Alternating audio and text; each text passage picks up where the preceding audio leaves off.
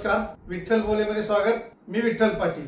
गोकुळ अर्थातच कोल्हापूर जिल्हा सहकारी दूध उत्पादक संघ, दूध उत्पादकांचा हा संघ आहे. खरोखर याचाच अनेकांना विसर पडला की काय अशी परिस्थिती आहे. कारण जो दूध उत्पादक, जो शेतकरी शेतात राबतो, अनेक शेतकरी वैरणीचा भारा आणताना बांधावरून पाय घसरून पडतात, भारा उरावर पडतो, त्यांचा जीव जातो. इथपर्यंत ज्या अशा अनेक घटना शेतकऱ्यांच्या बाबतीत आणि दूध उत्पादकांच्या बाबतीत घडतात. पहाटे 4 वाजल्यापासून हा दूध उत्पादक गोठ्यात राबतो. शेण काढणे, गुरांना स्वच्छ करणे, गोठा धुणे, दूध काढणे, वैरण घालणे, असं घाम गाळायचं काम त्याला करावं लागतं. आणि या सर्व परिस्थितीत ज्या खरोखरच दूध उत्पादकांचा संघ आहे तेथे मात्र कारभार करणारे वेगळेच आहे. अनेकांची तर हयात गेलेली आहे या दूध संघावर कारभार करता करता. तरी त्यांची हाव अजून सुटलेली नाही. अजून आम्ही संचालक पाहिजेच असं अनेकांना वाटत आहे. आज खरं तर या विषयावर बोलायचं कारण गोकुळची निवडणूक बिनविरोध व्हावी यासाठी काही संचालक प्रयत्नशील आहेत. नेत्यांचे उंबरटे झिजवत आहेत. का रे बाबांनो, कशासाठी निवडणूक बिनविरोध पाहिजे? तुम्ही म्हणताय खर्च वाढतोय. अर्थात खर्च निवडणूक प्रक्रियेसाठी दूध संघावर पडणारच, पण असे खर्च वाचवण्यासाठी किती निवडणुका बिनविरोध होतात याचाही ताळमेळ या लोकांनी घालावा अशीच एक अपेक्षा गोट्यात राबणाऱ्या दूध उत्पादकांची आहे. दूध उत्पादक ऊन, वारा, थंडी, पाऊस कशाचीही तमा न बाळगता त्याला दुधाची धार काढावीच लागते. दूध देणाऱ्या जनावरांना, दुभत्या जनावरांना वैरण ही घालावीच लागते. त्यांच्यासाठी कडबाकुटी करावीच लागते. त्यांच्यासाठी पेंड आणि खाद्य खरेदी करावंच लागणार. पण जे संचालक म्हणून जातात ते यापैकी काय करतात असाच प्रश्न दूध उत्पादकांसमोर आहे. दूध उत्पादकांना राबायचं, घाम गाळायचा आणि ठराविक संचालकांनी मात्र एअर कंडिशन मध्ये वातानुकूलित खोल्यांमध्ये बसून संघाचा कारभार चालवायचा. असाच एकूण प्रकार गोकुळसह अनेक सहकारी दूध संघांमध्ये दिसून येतो. पण गोकुळची निवडणूक मात्र गोकुळच्या स्थापनेपासून एक 4-5 वर्षे किंवा 10 वर्षे सोडले तर नेहमीच गाजलेली आहे. मला गोकुळ संघाचा संचालक व्हायचंच आहे असं बहुतेक कार्यकर्त्यांचं मत असतं. खरं तर गोकुळवर, कोल्हापूर जिल्हा सहकारी दूध उत्पादक संघावर संचालक म्हणून जरूर जावं, गेलंच पाहिजे. पण ते कशासाठी हो? तर यासाठी की दूध उत्पादकांच्या भल्यासाठी, दूध उत्पादकांच्या, दूध देणाऱ्या दुभत्या जनावरांच्या कल्याणासाठी, त्यांचं आरोग्य कसं राहील. दूध देणारं जनावर जर आरोग्यदृष्ट्या ठीकठाक असेल तर अर्थातच त्याचं दूध सुद्धा पोषक राहणार आहे, तब्येतीला चांगलं राहणार आहे. त्यातून जे जे प्रोटीन्स किंवा शरीराला, मानवी शरीराला जे जे हवे आहेत घटक ते मिळणार आहेत, पण ते निरोगी हवे. यासाठी गोकुळनं किंवा इतर दूध संघांनी प्रयत्न करणे गरजेचं आहे.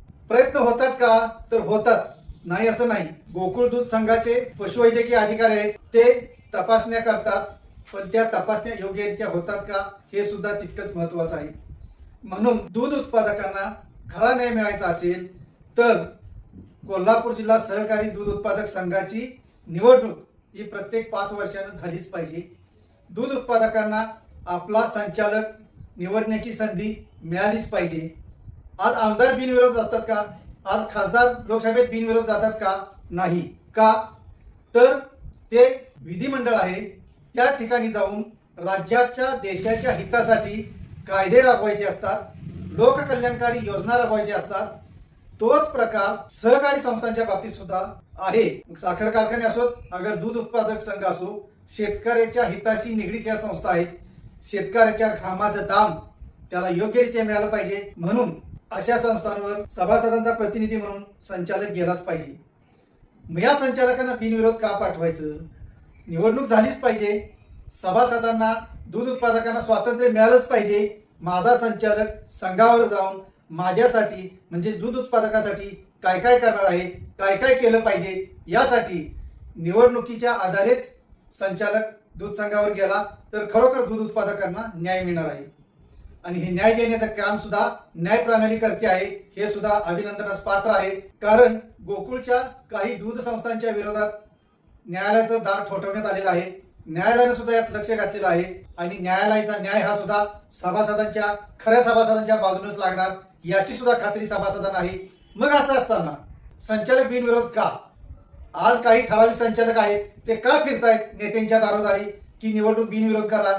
आज कोणती निवडणूक बिनखर्चाची आहे? मग गोकुळचाच असा खर्च काय होणार आहे?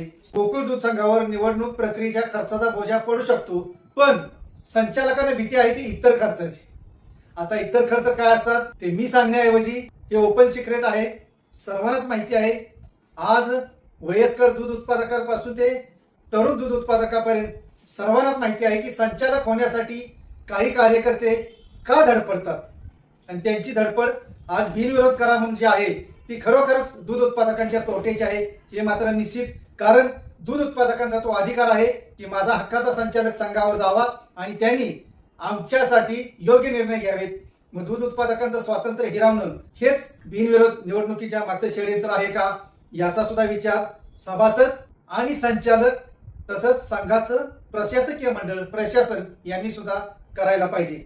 हा विचार केला तरच खऱ्या अर्थानं दूध उत्पादकांना न्याय मिळणार आहे.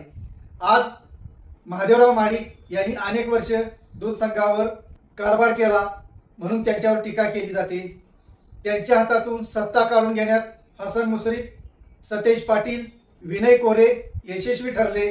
कोल्हापूर जिल्हा सहकारी दूध उत्पादक संघ हे नावातच असताना तो मल्टीस्टेट करायचा जो घाट होता तो सुद्धा चुकीचा होता, तो हाणून पाडला गेला. पण ते होत असताना आता जे नवीन सत्ताधारी आलेत त्यांनी सुद्धा काही हिताचे निर्णय घेतलेत का? हा सुद्धा खरा प्रश्न आहे. कारण संचालक मंडळाची संख्या वाढवायची गरज काय? जे घटनेनुसार संचालक मंडळ होतं तेच जर ठेवलं तर काय फरक पडणार आहे? संचालक वाढले म्हणजे उत्पादकांच्या फायद्यात भर पडणार आहे का? तर नाही, उलट तोटाच होणार आहे. कारण अलीकडं गोकुळचा संचालकांवर होणारा खर्च कमी झाला आहे असं सांगण्यात येतं, पण पूर्वीचा जर खर्च काढला तर या संचालकांना वातानुकूलित वाहनं, वातानुकूलित खोल्या, मुंबईपासून दिल्ली किंवा परदेशात होणाऱ्या सहली म्हणजे अभ्यास दौरे यासाठी होणारा खर्च, खरं तर ह्या अभ्यास दौऱ्यांचा खऱ्या दूध उत्पादकांना काय फायदा झाला हे सुद्धा कधीतरी पुढे यायला हवं आणि खरोखर झाला असेल तर ते सांगायला हवं. पण आजचा जो खरा मूळ मुद्दा आहे तो निवडणूक बिनविरोधचा. निवडणूक बिनविरोध का आणि कशासाठी करावी हे संचालक मंडळानं पूर्ण अभ्यासांती अजून तरी जाहीर केलेलं नाही. मुद्दा एकच, खर्च वाढतोय, खर्च वाचेल. खरोखर खर्च वाचवायचा असेल तर गोकुळमध्ये जे काही अनेक खर्च होत आहेत ते सुद्धा वाचवावे यासाठी विचार व्हावा. या खर्चांची यादी आम्ही वाचू शकतो, बोलू शकतो, पण ती एवढी मोठी यादी आहे की त्याच वेळ घालवण्याऐवजी खरा दूध उत्पादक आहे त्याच्या हितासाठी काय संचालक मंडळाने केलं पाहिजे हे महत्वाचं आहे. आणि तेच विद्यमान संचालक मंडळ किंवा नंतर येणारं संचालक मंडळ असेल त्यांनी दूध उत्पादकांच्या हितासाठी काम करावं. दूध उत्पादक जरूर त्यांना न्याय देईल. संचालक मंडळ खरोखर आमचं हित पाहतंय असं उघडपणे बोलेल, जो आज बोलत नाही. आज फक्त संचालक मंडळ टीकेचा विषय होतो. ही टीका टाळण्यासाठी सुद्धा संचालक मंडळानं सजगरित्या प्रयत्न आणि विचार करण्याची गरज आहे. धन्यवाद. असेच नवनवीन विषय ऐकण्यासाठी लाईक, सबस्क्राईब आणि बेल आयकॉनवरती क्लिक करा.